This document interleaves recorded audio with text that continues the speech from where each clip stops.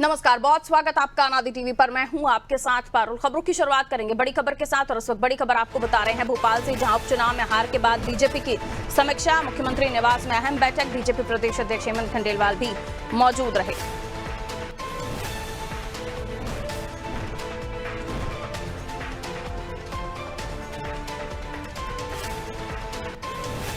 उपचुनाव में हार के बाद बीजेपी की समीक्षा बैठक, मुख्यमंत्री निवास में बैठक। पार्षदों पर भी गाज गिर सकती है, खबर ये भी निकलकर सामने आ रही है। बीजेपी प्रदेश अध्यक्ष हेमंत खंडेलवाल मौजूद रहे। उपचुनाव प्रभारी भरत कुशवाहा भी शामिल हुए, संगठन और रणनीति की समीक्षा की।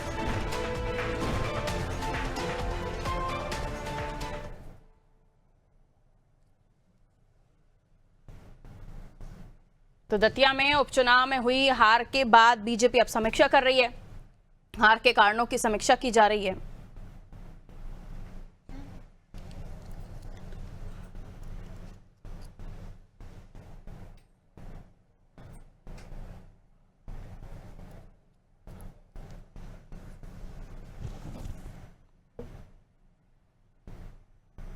तो आपको बता दें, उपचुनाव प्रभारी भरत कुशवाहा भी शामिल हुए, संगठन और रणनीति के समीक्षा होगी। दतिया प्रभारी डिप्टी सीएम जगदीश देवड़ा, मंत्री राव उदय प्रताप सिंह, दतिया प्रभारी धर्मेंद्र लोधी भी मौजूद रहे। मंत्री तुलसी सिलावट, मंत्री दिलीप जायसवाल, मंत्री राकेश शुक्ला, मंत्री नरेंद्र शिवाजी पटेल सभी इस बैठक में, समीक्षा बैठक में मौजूद रहे। दतिया उपचुनाव में हुई हार के कारणों की समीक्षा होगी, कहां गलतियां हुई, कहां त्रुटियां हुई और किस पर गाज गिरने वाली है, ये भी यहां से हो सकता है, इस पर भी निर्णय हो, समीक्षा हो।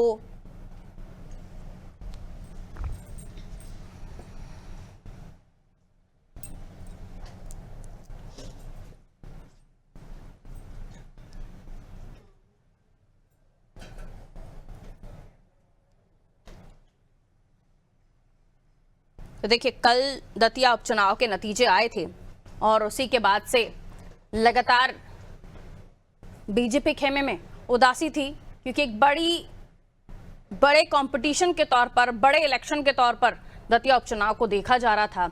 पूरे देश में 3 राज्यों के 3 विधानसभा सीटों पर उपचुनाव हो रहे थे, लेकिन सबसे ज्यादा गहरी नजर जो थी दतिया पर थी।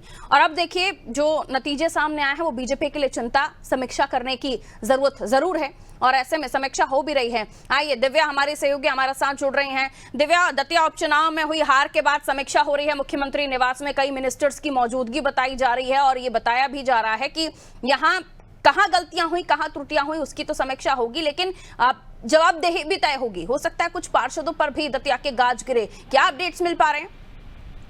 देखिए पारुल, जो दतिया उपचुनाव बीजेपी हारी है उसको लेके पार्टी इतनी गंभीर है, आप ये समझ सकते हैं कि कैबिनेट का जो टाइम था वो 12:30 बजे निश्चित था, लेकिन काफी सारे मंत्री और खुद मुख्यमंत्री प्रदेश अध्यक्ष हेमंत खंडेलवाल अभी सीएम हाउस में, और अभी जस्ट मेरे पीछे आप देखेंगे शायद कि मंत्रियों के निकलने का सिलसिला चालू हुआ है। अभी जो है ये बैठक खत्म हुई है। काफी कम से कम ये जो बैठक है आधा पौना घंटा चली है और ये जो बैठक है ये बैठक दतिया के हार को लेकर है।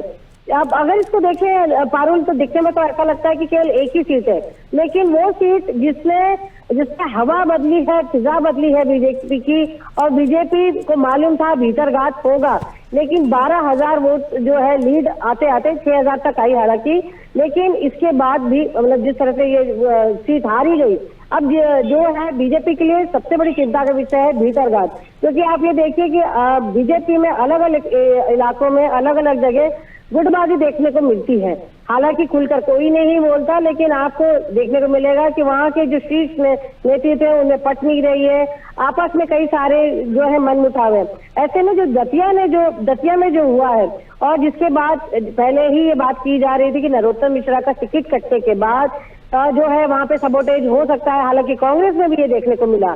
और इसके अब ये हार होने के बाद बीजेपी के, इसके बाद नरोत्तम मिश्रा की भूमिका पे सवाल खड़े किए जा रहे हैं। और सबसे बड़ा सवाल अभी खुद बीजेपी के नेतृत्व पे खड़ा हो रहा है कि वो ये सीट हार गए, केवल एक दतिया का उपचुनाव था ये। तो ऐसे में कहीं ना कहीं अब आने वाले चुनावों के लिए बीजेपी को रणनीति बनाना और जिम्मेदारियां तय करना बहुत जरूरी है, ताकि जो गलतियां इस चुनाव में हुई वो आगे ना हो पाए। केवल आप भीतर गात के जिम्मेदारी से नहीं बच सकते। अगर ये जीत होती तो शायद इसका क्रेडिट पूरी संगठन को मिलता, लेकिन अगर ये हार हुई है तो इसका क्रेडिट क्यों सिर्फ नरोत्तम मिश्रा को मिले। तो इसलिए यहाँ पे मंथन हो रहा है, काफी मंथन हो रहा है। इसमें वो सारे नेता हैं जिनकी ड्यूटी चुनाव में लगी थी। जो डिप्टी चीफ मिनिस्टर है जगदीश देवड़ा, वो यहाँ पे हैं, उसके साथ उदय प्रताप सिंह और बाकी जो तमाम नेता हैं वो इस बैठक में शामिल हो रहे हैं। अब देखना यह है कि अभी ये बैठक फिलहाल खत्म हुई है, धीरे धीरे निकल के आएगा इस बैठक में आउटकम्स क्या हुए और इस बैठक के बाद ऐसे क्या निर्णय जो है बीजेपी संगठन लेता है, संगठन में, सत्ता में ऐसे क्या बदलाव करता है, ताकि ये चीज ना हो। क्योंकि जनता भी कहीं ना कहीं जो है बीजेपी की जगह कांग्रेस के अगर प्रत्याशी को चुनती है तो ऐसा क्या हो रहा है ग्राउंड लेवल पे कि जो बीजेपी नहीं समझ पा रही है, इस पे इनको काम करने की जरूरत है। दिव्या, जो सोर्सेस कह रहे हैं वो ये भी बता रहे हैं कि आशुतोष तिवारी कुछ क्लूज लेकर या तथ्य लेकर इस बारे में शिकायत भी कर रहे हैं और आपके पीछे भी शायद मिनिस्टर्स जो हैं बैठक के बाद निकलने का सिलसिला शुरू हो जा रहा है। इस तरह के कोई आपके इंटरनल सोर्सेस बता रहे हैं कि आशुतोष तिवारी कुछ तथ्यों के साथ, सबूतों के साथ मीटिंग करने वाले हैं या एनीथिंग एल्स? देखिए पारुल, अभी जो बैठक हो रही है इसमें खुद आशुतोष तिवारी भी शामिल हुए हैं और जैसे कि जब हारे तो उन्होंने भी कहीं ना कहीं इस बात के संकेत दिए थे कि ये जो हार हुई है इसमें कहीं ना हराया गया है, कहीं ना कहीं सबोटेज हुआ है, भीतरघात हुआ है और आज वो जो है इसमें शामिल होंगे।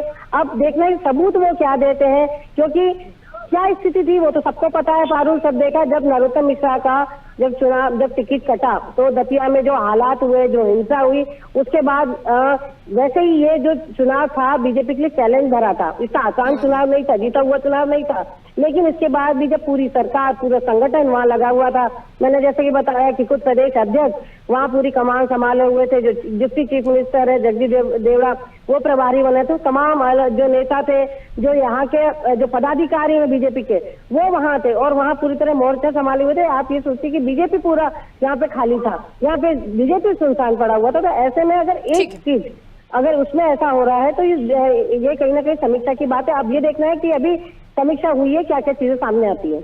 बहुत शुक्रिया दिव्या जानकारी के लिए। समीक्षा के बाद पता चलेगा कि क्या क्या कुछ चीजें सामने आती हैं। जैसे ही कुछ जानकारी मिलती है हमारे सहयोगी हमें अपडेट करेंगे। और फिलहाल खबर यही कि एक देखिए बीजेपी के लिए चिंतन का ये समय है, क्योंकि एक बड़ी सीट जिसको लेकर आश्वस्त थी, एक बड़ा निर्णय, एक बड़ा रिस्क लिया था बीजेपी ने और उन्हें ये आश्वासन था, ये सुनिश्चित किया था उन्होंने कि ये डिसीजन उनका खाली नहीं जाएगा, क्योंकि सभी को उतार दिया था उन्होंने दतिया उपचुनाव में और सारे अपने स्टार्स उन्होंने वहां पर उतारे हुए थे। उसके बावजूद भी उस सीट का निकल जाना बीजेपी के हाथ से समीक्षा की जरूरत पड़ ही रही है। और साथ ही इस बात का भी चिंतन हो रहा है कि जो बात कांग्रेस के लिए कही जाती थी अब बीजेपी में कही जा रही है कि भीतरघात हुआ है, सैबोटेज हुआ है। अब देखना होगा बीजेपी इसे कैसे संभालती है।